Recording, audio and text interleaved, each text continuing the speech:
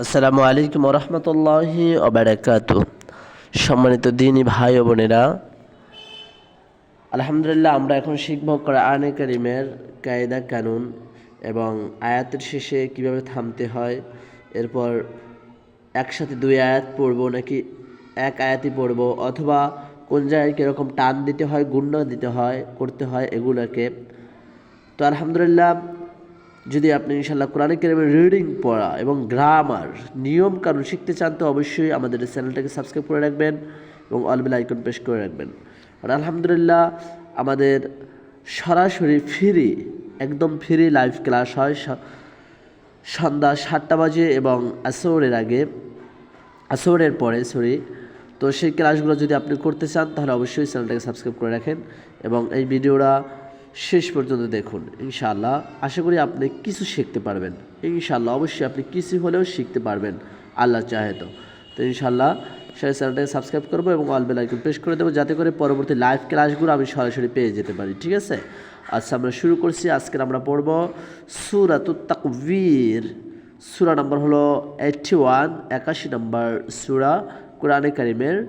আচ্ছা আমরা শুরু করছি সূরাতুত তাকবীর। বিসমিল্লাহির রহমানির রহিম।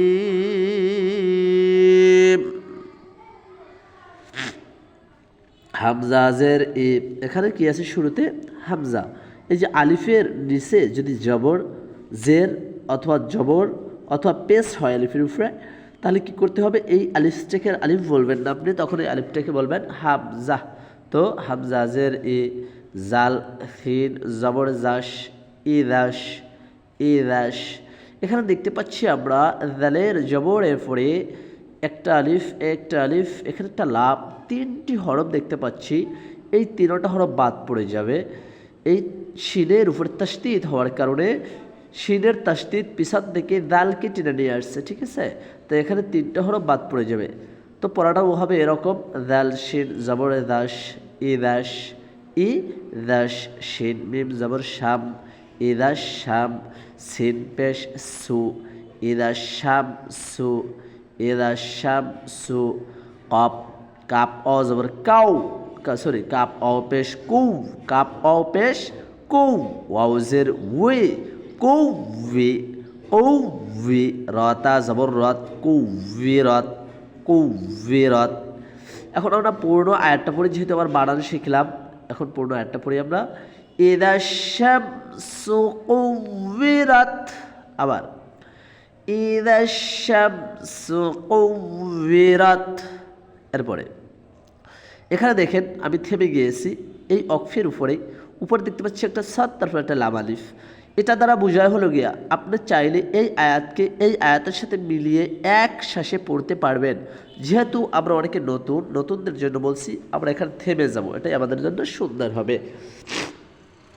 যদি আর যারা পারি তাদের জন্য উপদেশ হলো আমরা পারলে এক শ্বাসে পড়ে যাব, কারণ যেহেতু লাম আলিফ আসছে, আর লাম আলিফ দ্বারা বোঝায় হলো এক শ্বাসে পড়া। ঠিক আছে, আচ্ছা পরবর্তী হরফে যে আয়াতে যে আমরা ওয়াও জবর ওয়া, ওয়াও জবর ওয়া, হামজাজের ওয়া, জাল নু জবর জাল, ওয়াজিব গুন্না নুনে তাসদিদ হওয়ার কারণে হরকতের বাবে নুনে তাসদিদ হবে যেখানে, ওয়াজিফ গুন্না হবে সেখানে। এটা একটু মনে রাখবো আমরা। কি মনে রাখার জিনিস, চাইলে আমরা খাতার ভিতরে একটা ছোট্ট একটা খাতা নিয়ে, প্যাড খাতা নিয়ে আমরা সেখানে টাইপ করে রাখতে পারি যে হরকতের বামে নুন ও মিমে তাসদিদ হবে যেখানে, ওয়াজিফ গুন্না হবে সেখানে। ওয়াজিব গুন্না মানে হলো এটা নাকের ভিতরে ভাজা তারপরে পড়া। কেমনে? ইদান, ইদান, এরকম। ওয়া ইদান, নুন পেশ নু, জিম অ পেশ জু, নুজু। পেশের বাম পাশে ওয়াবে সাকিন, এই যে পেশের বাম পাশে ওয়াবে সাকিন। তো পেশের বাম পাশে যদি ওয়াবে সাকিন হয়, সেখানে এক আলিফ সপরিবার টানিয়া পড়তে হয়, বাধ্যে তবাই তারে কয় নুজু। ওয়া ইদান নুজু, মিম নুন পেশ মু, ইকফা কাফ হওয়ার কারণে। ঠিক আছে, নুজুম, وإذا النجوم كف زبر كه دال زبر دا كدا رتا زبر رت كدا رت وإذا النجوم كدرت এখন আসেন আমি যে বলছিলাম এখানে অক্ফের উপরে লাভালি বাড়ছে তো বিলিয়ে পড়তে পারবো যদি আমি বিলিয়ে পড়ি দুটো আয়াত একই সাথে দুটি আয়াত তাহলে কীভাবে পড়বো এরকম ইদা শামসু কুবিরত ওয়া ইদান নুজুমু কাদারত এরকম ঠিক আছে এরপরে প্রতি আয়াতে যাচ্ছি আমরা ওয়াও জবর ওয়া হামজা জের ই ওয়া ই দাল লাম জবর দাল ওয়া ই দাল জিম জের জি বা আলিফ জবর বা জবরের বাম পাশে খালি আলিফ যদি হয় এক আলিফ সহ পরিমাণ টানিয়া পড়তে হয় বাধ্যে তবাই তারে কয় ঠিক আছে জিবা ওয়া ইদাল জিবা লাম পেশলু ওয়া ইদাল জিবালু ওয়া ইদাল জিবালু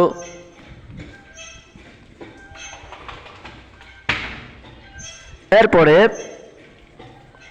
পরবর্তী আয়াতে যাচ্ছি আমরা সিন ইয়া পেশ সুই ইয়াজের ই সুজিরাতা জবর রাত সুজিরাত ওয়া ইদাল জিবালু সুইরাত ওয়া ইদাল জিবালু সুজিরাত এরপরে আয়াতে আমরা দেখতে পাচ্ছি আয়াতের শুরুতে কি আছে মানে এখানে লামালিপ আছে তো লামালিপ আসার কারণে একসাথে চাইলে এটা আর এটা মিলিয়ে পড়তে পারবো ঠিক আছে এরপর আসেন পরবর্তী আয়াতে যাচ্ছি ওয়াও জবর ওয়া হামজা জের ই ওয়া ই দাল লাম জবর দাল ওয়া ই দাল ওয়া ই দাল আইন জের ই শিন আলিফ জবর শা জবরের বাম পাশে আলিফ যদি খালি হয় এক আলিফ সম পরিমাণ টানিয়া পড়তে হয় মাঝে তাবাই এদারে কয় শাপ ওয়া ইদাল আইশা রা পেশরু আইশারু ওয়া ইদাল আইশারু আইনতা পেশ উত আইনতা পেশ উত তাজের তি উত্তি লাম তা জবর লাত উত্তিলাত ওয়া ইদাল আইশারু উত্তিলাত আবার বলছি ওয়া ইদাল আইশারু উত্তিলাত এরপরে ওয়াও জবর ওয়া ওয়াও জবর ওয়া হামজা জের ই ওয়া ই দাল লাম জবর দাল ওয়া ই দাল ওয়াও পেশ উ ওয়া ই দাল উ হা ও পেশ হু এই হাটাকে একটু গলার ভিতরে ঢুকিয়ে বলবেন কারণ এটা হলো হাই হত্তি গলার মধ্যে নিয়ে তারপর চাপ দিয়ে বলতে হয় হু উহু শিন পেশু উহুশু ওয়া ইদাল উহুশু হাপেশ হু সিজের শি হুশি রতা জবর রত হুশিরত ওয়া ইদাল উহুশু হুশিরত আবার বলছি ওয়া ইদাল উহুশু হুশিরত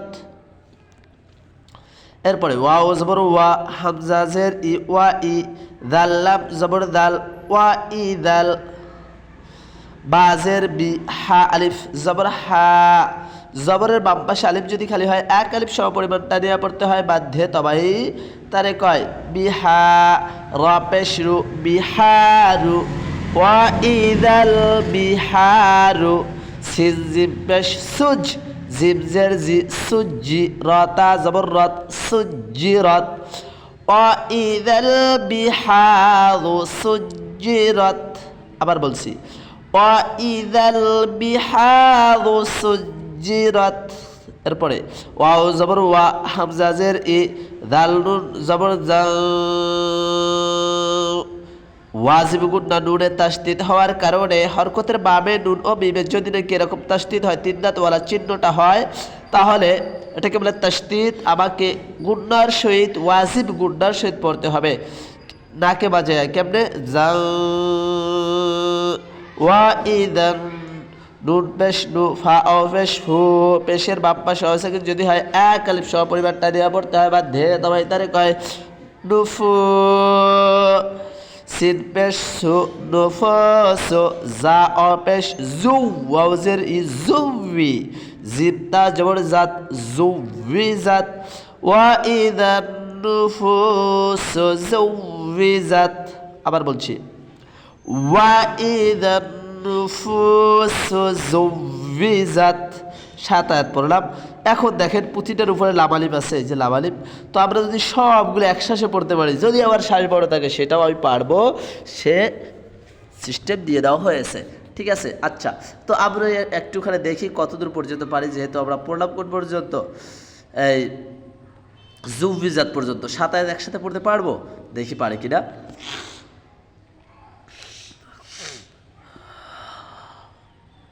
إذا الشمس كورت وإذا النجوم كدرت وإذا الجبال سيرت وإذا العشار عطلت وإذا الوحوش حشرت وإذا البحار سجرت وإذا النفوس زوجت وإذا الموءودة سئلت। আলহামদুলিল্লাহ পেরেছি, আরও সামনে এক হাত বাড়ায় পড়ে ফেলেছি। ওকে, আরও এক হাত পড়া যায়, ইচ্ছে করলে 10 আয়াতের মধ্যে পড়া যায়। আচ্ছা, আপনারাও যদি পারেন ইনশাআল্লাহ একসাথে পড়বেন, তবে কায়দা কানুন টান এগুলো ঠিক থাকতে হবে কিন্তু, ঠিক আছে। ওকে, তাহলে ওয়াও জবর ওয়া হামজা জের ই ওয়া ই দাল লাম জবর দাল ওয়া ই দাল মিম অ জবর মাও। এখানে হলো হরফে লিন, জবরের বাম পাশে জজম বলা ওয়াও যদি হয় সেখানে আমাকে লিন করিয়া তাড়াতাড়ি করিয়া পড়তে হয়, ঠিক আছে। মাও মাও, এরপর হামজা উল্টা পেশ উ মাও উ দাল জবর দা তা পেশ তু মাও উ দাতু মাও উ দাতু সিন পেশ সু হামজা জের ই সুই লাম তা জবর লাত সুইলাত ওয়া ইদাল মাও উ দাতু সুইলাত বাজের বি হামজা ইয়া জবর আই ইয়াজের ই বি আই জাল মিম জবর জাম ইকলাব বা হওয়ার কারণে, ঠিক আছে, এখানে ইকলাব গুণ হয়েছে বা হওয়ার কারণে। এরপর বা দুই জের ইকফা কফ হওয়ার কারণে একই সাথে দুইটা কায়দা, একটা ইকলাব আর একটা দিতে হবে ইকফা গুণ, ঠিক আছে, দুটোটাই গুণ করিয়া পড়তে হবে। বি আই জামবি কফ পেশ কো তাজের তে কুতিলাত দা জবর লাত কুতিলাত বি আই জামবি কুতিলাত ওয়াও জবর ওয়া হামজা জের ই ওয়া ই জাল সত জবর দাস ওয়া ইদাস ওয়া ইদাস সত পেশ সু হা পেশ হু সুহু ওয়া ইদাস সুহু ওয়া ইদাস সুহু ফা পেশ ফু সুহু ফু নুন পেশ নু শিজের শি নুশি রতা জবর রত নুশিরত وإذا الصحف نشرت واو زبر وا همزة زر ওয়া ই দাল সিন জবর দাস ওয়া ইদাস। এখানে 3টা হরফ আছে, আলিফ আলিফ লাম, 3টা হরফ বাদ পড়ে যাবে, কেননা এই 3টার উপরে কোনো কিছু ব্যবহার হয়নি তাই, ঠিক আছে।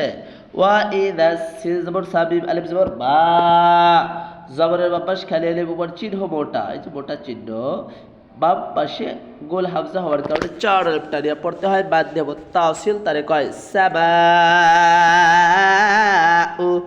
কাপ পেশ কুশিজের শি কুশি তোয়াতা জবর তত কুশি তত ওয়া ইদাস সাবাউ কুশিতাত ওয়া ইদাস সাবাউ কুশিতাত ওয়াও জবর ওয়া হামজা জের ই ওয়া ই দাল লাম জবর দাল ওয়া ইদাল জিম জবর জা হাইয়া জের হি জেরের বাম পাশে আছে, যদি হয় এক আলিফটা দিয়ে পড়তে হয় বাধ্যে, তবে তারে কয় জাহি জাহি বিম পেশ বু জাহিবু সিন আইন পেশ সু ইয়াজের ই সু ই রতা জবর রত সু ই রত সুইরাত ওয়া ইদাল জাহিম সুইরাত ওয়াও জবর ওয়া ওয়াও জবর ওয়া, হামজা জের ই, ওয়া ই, ওয়া ই, দাল লাম জবর দাল, ওয়া ই দাল, ওয়া ই দাল, জিম নুন জবর জাল, ওয়াজিব গুন্না। কি হয়েছে এখানে? ওয়াজিব গুন্না হয়েছে নুনের উপরে তাসদীদ হওয়ার কারণে। ওয়া ইদাল, নুন জবর না, জান্নাতা পেশ তু, জান্নাতু, ওয়া ইদাল জান্নাতু, হামজা জা পেশ উজ, লাম জের লি, উজলি, ফাতা জবর ফাত, উজলিফাত, ওয়া ইদাল জান্নাতু উজলিফাত, ওয়া ইদাল জান্নাতু উজলিফাত। লামালি পাইছে এখানেও, চাইলে টানিয়ে পড়বেন অথবা ছেড়ে দেবেন। এরপরে আইন জবর আ, লাম জের লি, আলি, মিম তা জবর বাত, আলিমাত, আলিমাত, নুন ফা জবর নাফ, সিন মিম দুই পেশ সু, নাফসু, ইদগামে বাগুন্না মিম হওয়ার কারণে তানবিনের পরবর্তী হরফ যদি মিম হয় তাহলে বাগুন্না করিয়া পড়তে হয়। ঠিক আছে? তাহলে নাফসুম, মিম আলিফ জবর মা, এখানে 3 লেপ টানিয়া পড়তে হবে, কারণ উপর চিকন ছিল বামে হামজা হওয়ার কারণে। তাহলে এখানে 3 লেপ টানবো। এই টানবো যে এটার নাম কি? নিয়মটার নাম হলো মাদ্দে মুনফাসিল। ঠিক আছে? নাফসুমা, হামজা হা জবর আহ, হামজা হা জবর আহ, জবর দা, আহ দরাতা জবর রাত, আহ দরাত, আলিমাত নাফসুমা আহ দরাত, ফা জবর ফা, লাম আলিফ জবর লা, জবরের বাম পাশ খালি আলিফ উপরে চিহ্ন চিকন বামে লাম্বা হামজা হওয়ার কারণে 3 আলিফ টানিয়া পড়তে হবে। কায়দাটার নাম মাদ্দে মুনফাসিল। ফালা, হামজা কফ পেশ ও, কলকলা, কফ তো বাজিব দাল, এই পাশ হরফে যদি জাজম হয় আপনাকে কলকলা করিয়ে ধাক্কা দিয়ে পড়তে হবে। তাহলে এখানে কলকলা করবো ও ক, ও ক সিজের সি, ও ক সি মিম পেশ মু, ও ক সি মু, ফালা উকসিমু, বালাম জের বিল, বালাম জের বিল, খানুন পেশ ওয়াজিব গুন্না, নুন জবর না, খুন্না সিজের সি, খুন্না সি, ফালা উকসিমু বিল খুন্নাস, হামজা লাম জবর আল, এখানে আলিফের উপরে একটা জবর দিতে হবে, যেহেতু এই আয়াতের সাথে মিলিয়ে পড়ে। যদি মিলিয়ে পড়ি তাহলে কি হবে? আলিফটা বাদ পড়ে যাবে, মানে খুন্নাসিল জাওয়ারিল কুন্নাস হবে তখন। ঠিক আছে? তো যেহেতু আমি ছেড়ে দিয়েছি এই আয়াতকে, এই আয়াতের মতো ছেড়ে দিয়েছি, নতুন করে শুরু করেছি, তাই এখানে আলিফের উপরে একটা জবর দিয়ে পড়তে হবে। তখন হবে হামজা লাম জবর আল, জিম জবর যা, আল যা, ওয়াও আলিফ জবর ওয়া, এক আলিফ টানিয়া পড়তে হবে, আল যা ওয়া, র লাম জের রিল, আল জাওয়ারিল, কাপ নুন পেশ ওয়াজিব গুন্না, নুনে তাসদীদ হওয়ার কারণে নুন জবর না, কুন্না সিজের সি, আল জাওয়ারিল কুন্নাস। ঠিক আছে? আল জাওয়ারিল কুন্নাস, ওয়ালাম জবর ওয়াল্লাম, ইয়া জবর লাই, ওয়াল্লাই, লাম জের লি, ওয়াল্লাইলি।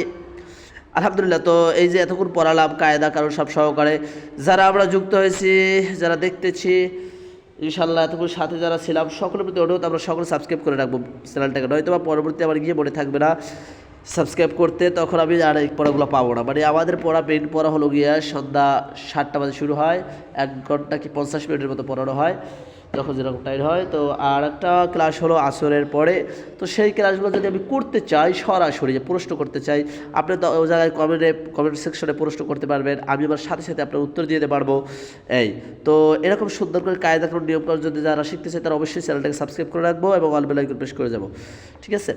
আর শেয়ার দিয়ে অন্যান্য ভাই বন্ধু যারা আছে তাদেরকে যদি চাই যে উৎসাহ করতে, যে কোরআনের উপরে মুসলিম হিসাবে আমাদের এটা প্রধান ধর্ম, মুসলমানদের প্রধান ধর্মীয় কিতাব কোরআন, এই কোরআনকে যদি আমি শুদ্ধ কায়দায় শিখতে চাই তো অবশ্যই আমার জন্য প্রয়োজন প্রথম নম্বর হবে প্রতিদিন এই ক্লাসগুলোকে করা এবং কোরআন মাজিদকে শেখা। আচ্ছা, আসি এবার পরে আয়াত।